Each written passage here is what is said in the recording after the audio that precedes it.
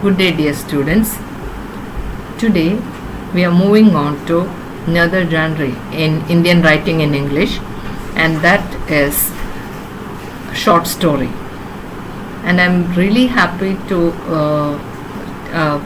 continue with this particular story, because it is related to Northeast, and the writer is also someone from the northeastern parts of India. And this is why it is interesting, because so far we were having writers from the mainland, and we were dealing with a lot of problems that came to the people of the mainland, and as such we were involved in that. Poems, short stories, novels, drama, everything. But now you are having something else, and this is because of Temsula Awo, who is actually a professor of Northeastern Hill University, Shillong, which is in Meghalaya, and she has published 8 books. Moreover, she was awarded the Padma Shri in 2007. It's not that Temsula Awo is a professor that is remarkable, but the short story collection is actually named Laburnum for My Head. That is a collection of 8 short stories. So the story that you have to study is the first one of this collection, and the title of that first story is the same as that of the title of the book, that is Laburnum for My Head. And what is laburnum? Laburnum is actually the flower that is pictured here. Yes, I know you feel that you know this flower. We know this flower. We have seen this flower and in bloom in March, April, February onwards. It is on bloom. February, March, and April. And for our Vishu, we consider this as a good omen and omen of prosperity, Kanikonna. And this is the flower that attracted the main character of this short story. In a way, we can say that the title is really symbolic. Laburnum for My Head.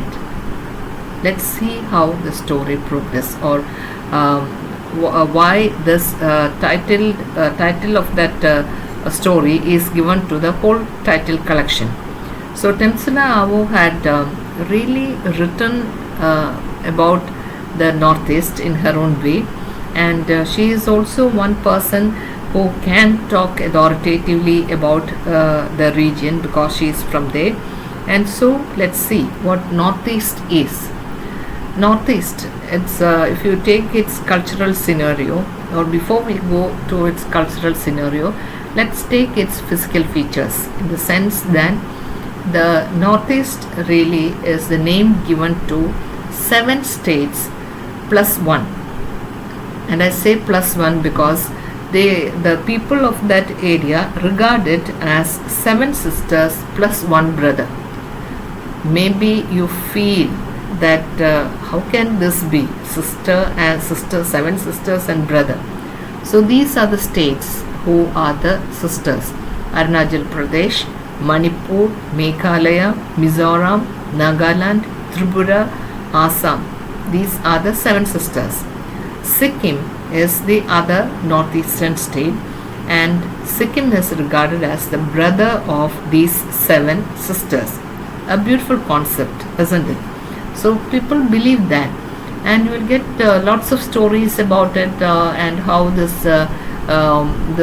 these states are shaped in some form, and they have their own stories, because each state has got its own group of several types of tribal group, and they have their own stories, and they are all beautiful stories, and their culture is totally different from the mainland India.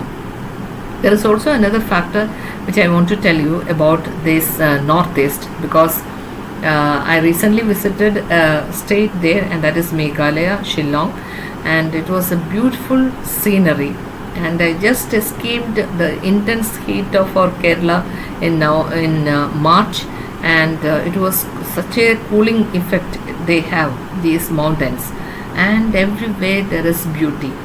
and there is the mist coming down in the middle of the day, and the broods running wild, not wild, but in a sedate manner, but at the same time with so clear water. This is the most remarkable thing about these hill areas, especially about Meghalaya and Shillong.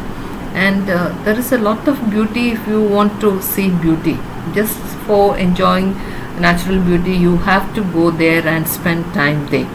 So that is the northeast, but you will find that they don't have enough facilities as we have here. Moreover, their day starts earlier because the sunrise there is at 4:30 in the morning, while we have sunrise at 6 or 6:30. So 2 hours difference. And so also sunset. Their sunset is 4:30. Our sunset is 5:30 or even 6 or 6:30. So you find that the day is the way we begin our day. They have finished a lot of work from 4:30 to 6:30. That kind of difference is there, but even then it is enjoyable. So you come to realize that by 5:30 it looks as if we have reached at a time like 7:30 or 8:30. That kind of sunlight they have, and we know that people are continuing with their life, and their day begins quite early in this manner. So maybe because of that, even by 5 o'clock you have a beautiful evening. By 5 o'clock they have a beautiful moon, if it is a full moon day. And can you imagine a moon at 5 o'clock or 4:30 in our place? We can't. So the day begins early and the night also comes early, and the terrain is mostly hilly, and maybe this is why you have so much of the rivers from Himalaya coming over through these places. And so you have greenery everywhere, and you don't have many high constructions, but at the same time they have cottages where you can stay, then tourist attraction, everything is there. Then again you will find that this is another map of India, and I have marked it as in red color without the names. This is to show that the main issue of the northeast is insurgency. So what is insurgency? You will find that people of these area, they are much nearer to the border, and so they have allegiance towards those border countries, and especially with our country, neighboring country China, they feel that they should work for that country, and so they try to filter among the people. They try to control the people in one way or the other, as the short stories of the other short stories of the same collection tells us. If you have a book called Lebanon for My Head, the collection, and if you go through the short stories, you will find it fascinating. You will get to know the life of these people, especially what insurgency is doing to these people. And most often the women are forced to do the work, and in Manipur and even in Nagaland, Manipur area, the tilling of the ground is done by women, and they'll have a baby at the back also, which means that they are hardworking, and a lot of things you find quite new there.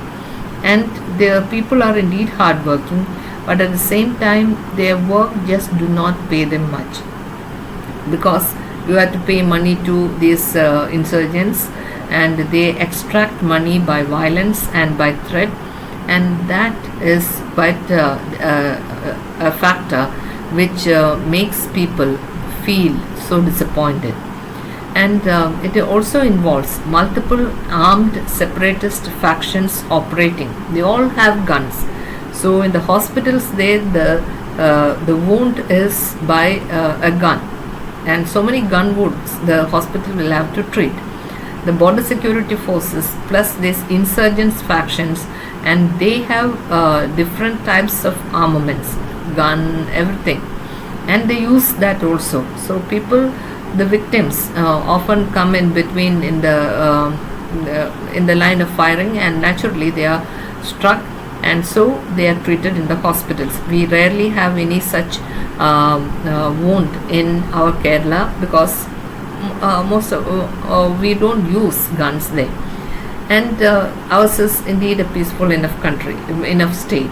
But not so the Northeast. I'm not speaking about just one state. I'm speaking about these seven sisters plus one brother concept.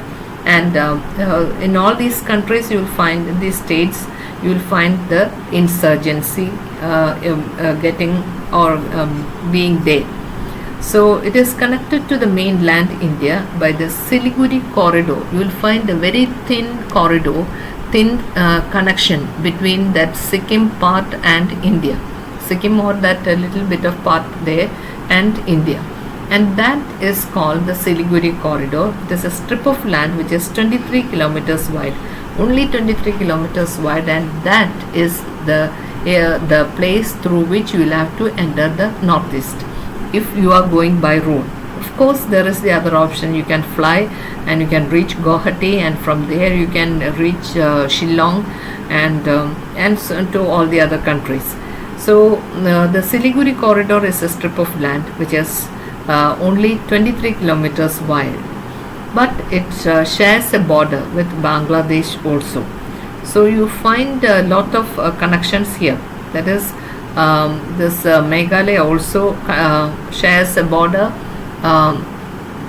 with Bangladesh, and naturally it is something that the people can just cross over without any hassle. There is no one. There is of course the soldiers from India and Bangladesh standing there, but it is mainly peaceful. But the terrain is mainly hilly, as I've told you earlier, and there is one place. Now you will find the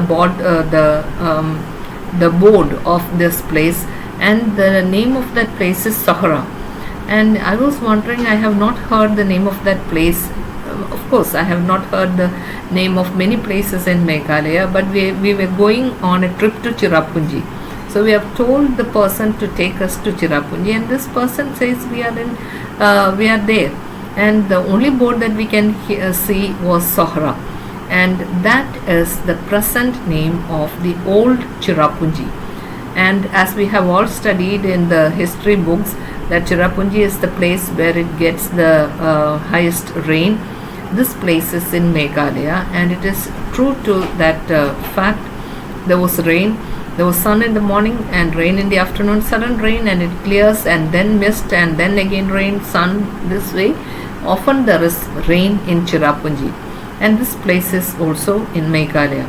And there is the beautiful countryside with waterfalls and rivers with the clear water, gullies, because there are the forests, there are the hills, and water just rushes around, and after a rainfall it just flows around, and when it is falling from such a height there is a mist surrounding it, and it is indeed a beautiful sight.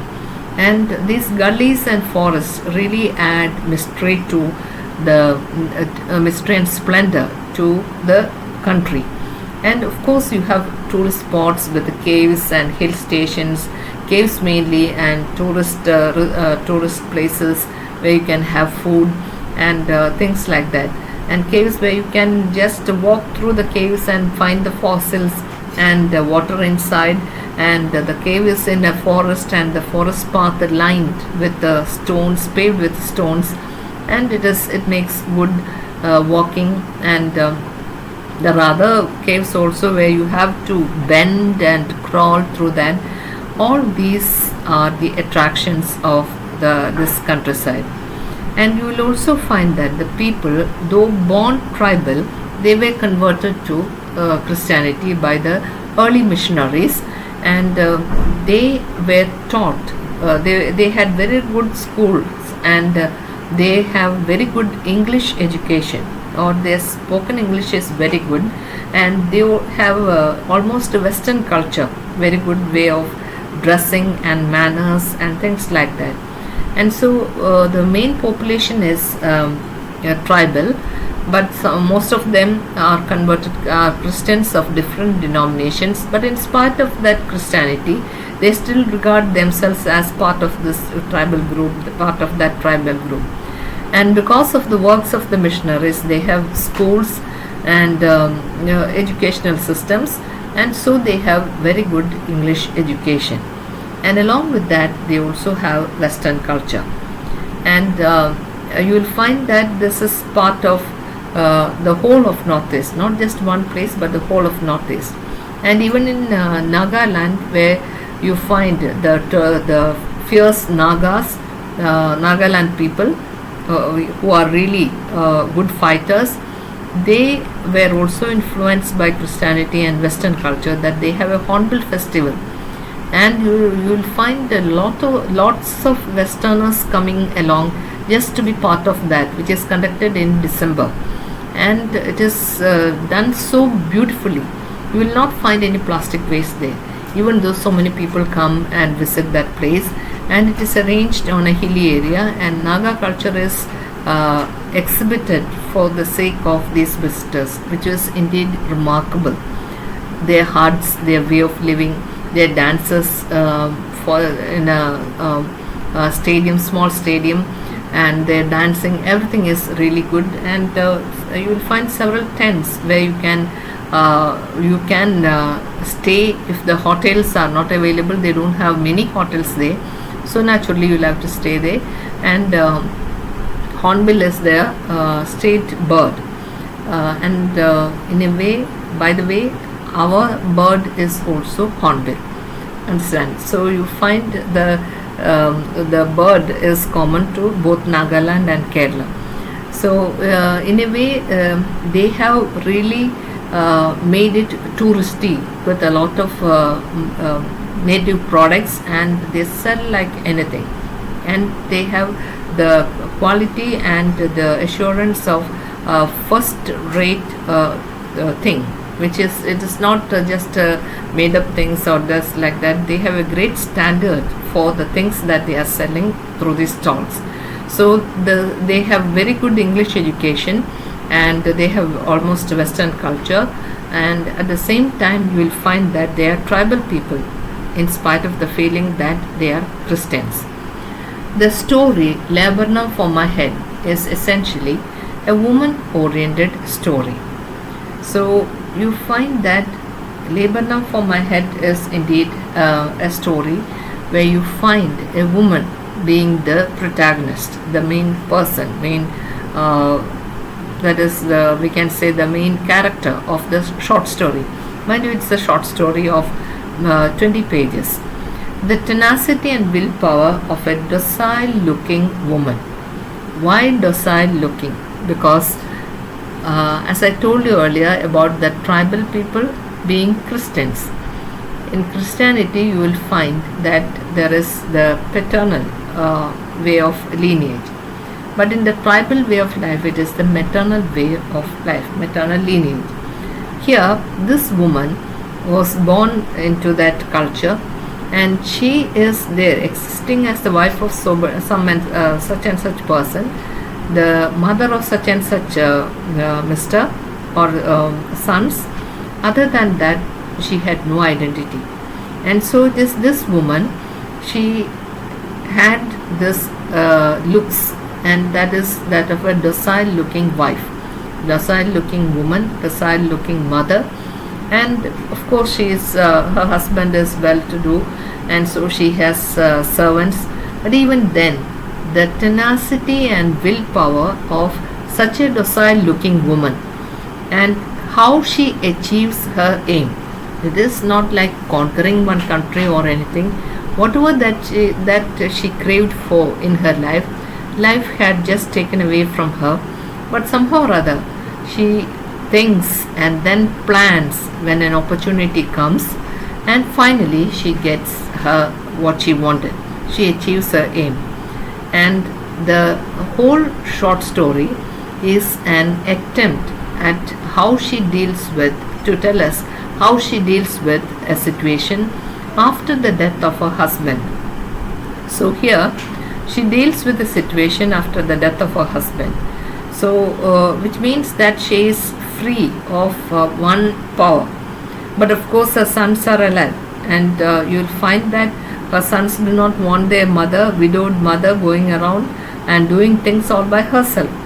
So, forever a shadow in the presence of her husband, this lady tries to do things her own way for once, and she thought that she'll be able to do that.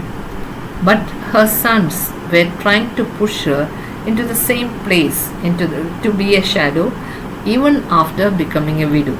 So, first by the husband, of course, she didn't say anything.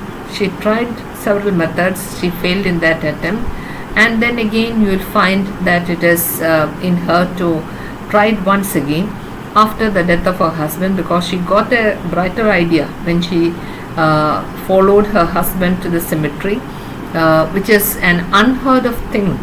You will find it in the other class. So, an unheard of thing in their community for a wife to follow the husband, and that is to the cemetery. Usually, only the men folk followed the coffin or the hearse and went to the cemetery for the final rites. No woman is ever allowed there. But this lady insisted, and she insisted publicly. So the sons had to just control themselves. The other men had to control themselves, because they can't say no to a woman who is the wife of the dead person, and so they kept very quiet. And so she had her way. She just accompanied the hearse that took her husband's coffin and reached the cemetery. It is from there she got an idea. So the sons were also trying to push her to the same place, that is to be a shadow even after becoming a widow.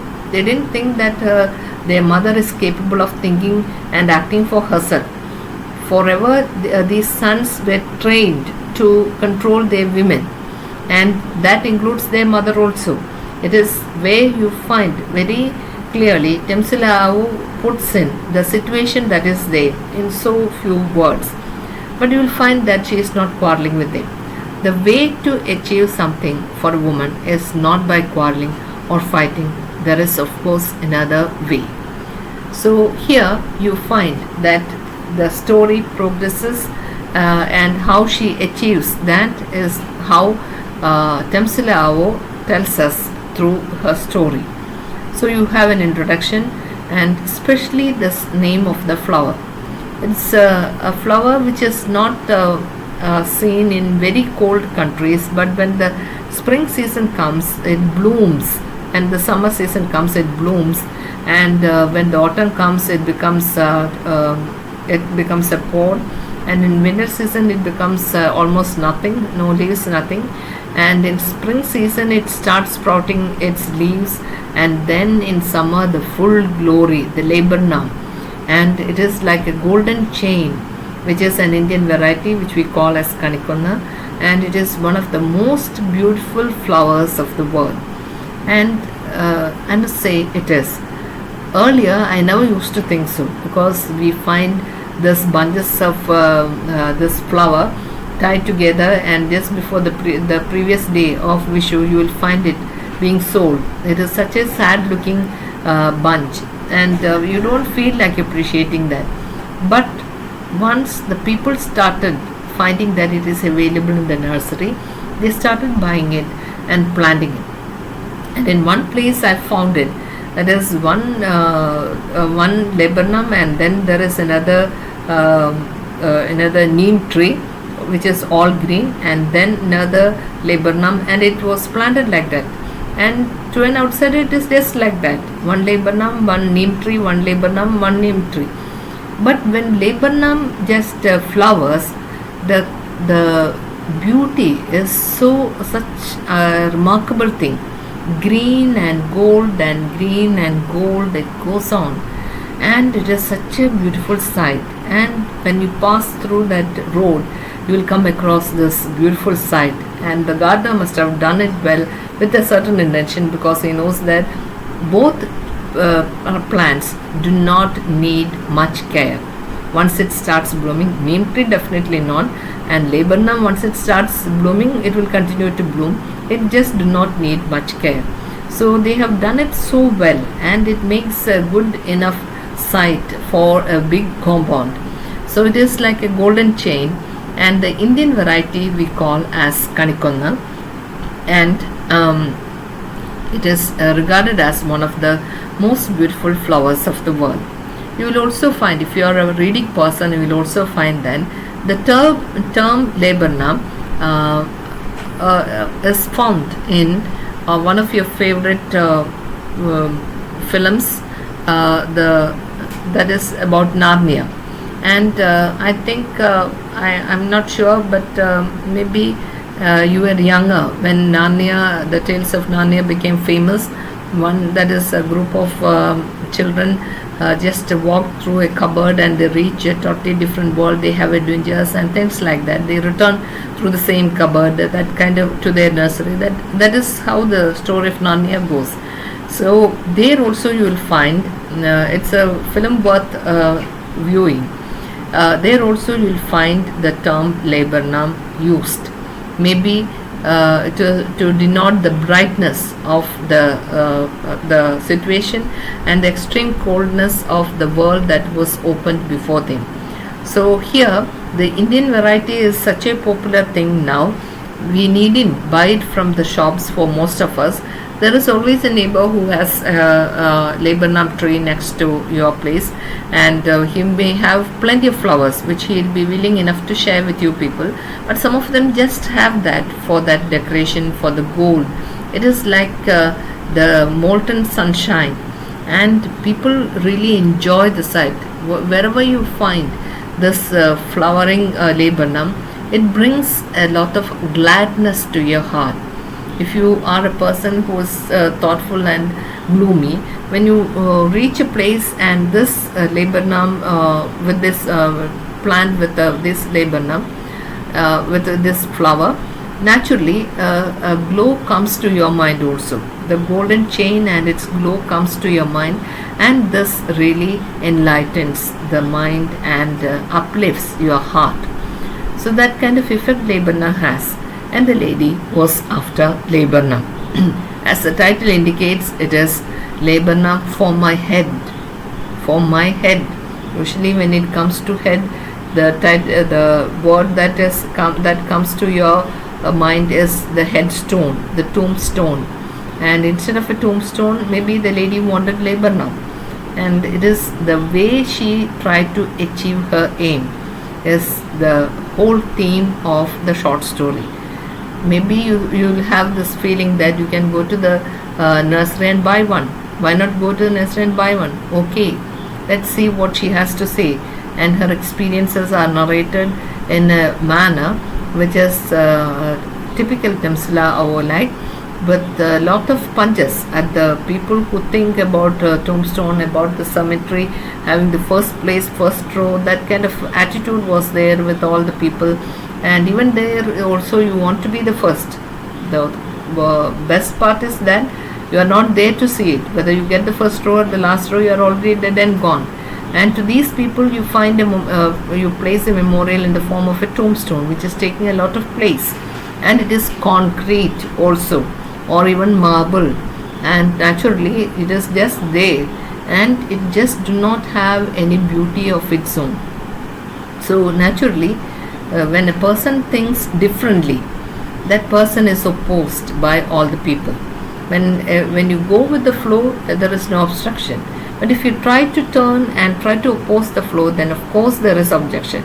And how this objection is overcome, and how she made the flow in a totally different direction. You have a lot to learn from such a short story. And Temsula Avo very beautifully puts in punches where it is necessary, and narration where it is again necessary, and takes us through the world of Northeast, and also the life of the people, the culture of the people, the attitude of the people, even though theirs is a very small community. And along with that, this lady is also made to be the protagonist of the short story. And that lady, the thing is that you like her, okay, because I liked her, that doesn't mean that you like her. You read the story and enjoy it because it is to be enjoyed. It is written in very simple lines. You don't find many hard, very difficult words, nor any hard diction or anything. It is easy flowing diction, and naturally you go along with you get along with that, and you are into the story within no time at all. That is the skill of the short story writer Temsila Awo, and no wonder she got an award for her achievements. She deserves it. It is that kind of short stories she had included in her collection. This one, the first one, Temsila Awo's first short story of the collection, Lebanon for My Head, is followed by the other 7 short stories where you find the life of the hunters and the insurgency, the way the hunter was being haunted by the hunted animal. So many things you'll find, and you are taken deep into the wilderness that is the northeast. Okay, I'm not saying Meghalaya or Shillong along, because she is not particularizing the one state, but she is just taking us through that terrain. And there are the hills, the forests, the valleys, and naturally people are used to it.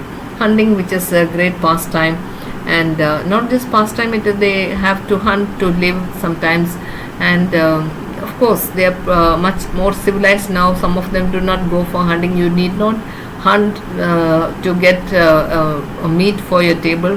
You can buy it from the shops also nowadays, but that was the condition a few years back, till a few years back.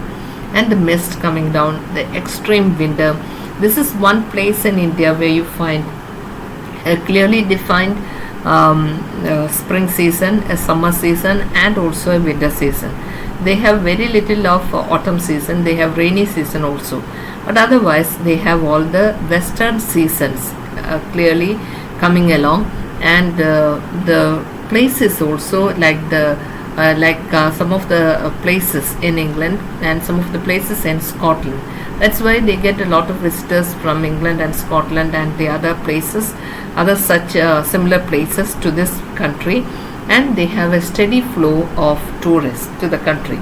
So you can reach there by flight. You stop, get down at Guwahati, and from there you take a car or any vehicle. If you can ride a bike, then well and good, you can use that and go around the place and enjoy the scenery and be a tourist on your own.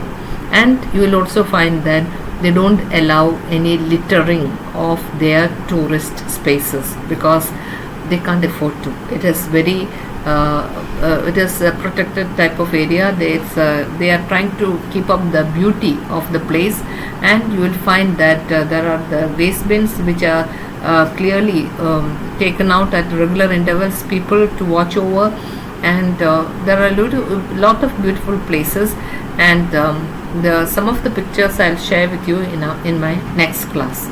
So dear students, welcome to the world of Lebanon, and especially to the Northeast and to the writers of Northeast. And there is also another fact about the Northeast, and that is they were not clearly represented in Indian writing in English until these writers came up. There is Estrine Care from Nagaland, and she writes beautiful novels and beautiful characters also, and her novels are really very, very good. You have to read them, and I think you have some copies of these books in your library, and a lot of reference books on Northeast also is available in your library. So dear students, go through those books, enjoy reading about them, and enjoy reading this short story and appreciate it. Thank you very much.